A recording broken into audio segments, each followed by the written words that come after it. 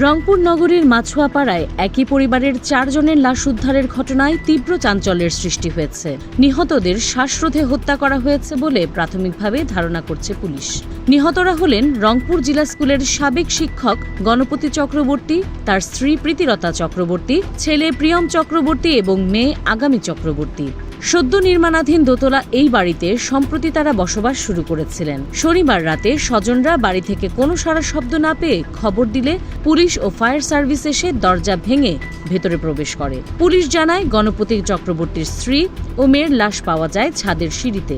ছেলে প্রিয়মের লাশ ছিল বিছানার নিচে এবং শিক্ষক গণপতি চক্রবর্তীর লাশ পড়েছিল ছাদের এক প্রান্তে। ঘর জুড়ে জিনিসপত্র তছনছ অবস্থায় ছিল এবং ছড়াচ্ছিল লাশ পচনের তীব্র গন্ধ। মহানগর গোয়েন্দা পুলিশের তথ্য মতে নিহতদের গলায় দড়ি পেঁচানো অবস্থায় পাওয়া গেছে। পুরো ঘর তছনছ থাকায় প্রাথমিকভাবে এটি পরিকল্পিত হত্যা বা ডাকাতির ঘটনা হতে পারে বলে ধারণা করা হচ্ছে।